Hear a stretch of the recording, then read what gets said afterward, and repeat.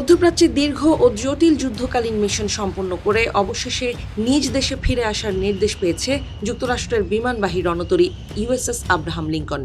টানা 266 দিনের সামরিক মোতায়েনের মধ্যে অন্তত 200 দিনই চরম যুদ্ধাবস্থায় কাটিয়েছে জাহাজটিতে থাকা সেনা সদস্যরা।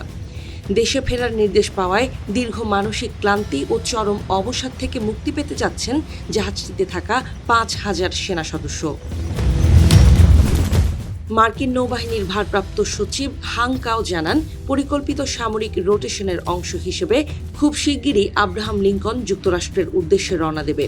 তবে দীর্ঘদিন যুদ্ধ এলাকায় অবস্থানের কারণে জাহাজটির নাবিকদের মানসিক স্বাস্থ্য ও মনোবল নিয়ে উদ্বেগ তৈরি হয়েছে।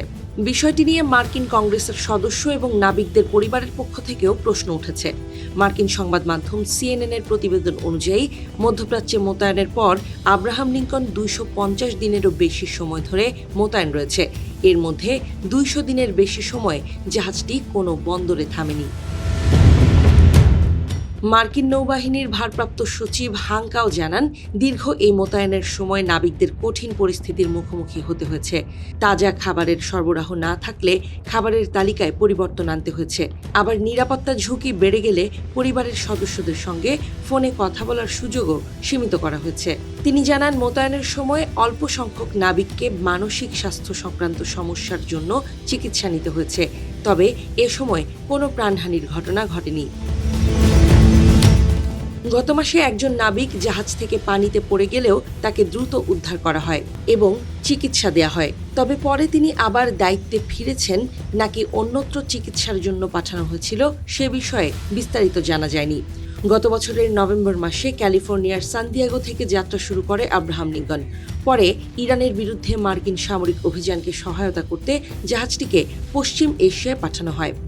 মোতায়েনের সময় রণতরীটি 10,000-এরও বেশি বিমান অভিযান পরিচালনা করেছে। এছাড়া প্রায় 15 লাখ পাউন্ড বা 680 টন অস্ত্র নিক্ষেপ করেছে। দীর্ঘমেয়াদী যুদ্ধ মোতায়েন নাবিকদের ওপর শারীরিক ও মানসিক চাপ তৈরি করে বলে স্বীকার করেছেন মার্কিন নৌবাহিনীর ভারপ্রাপ্ত সচিব হাং কাও।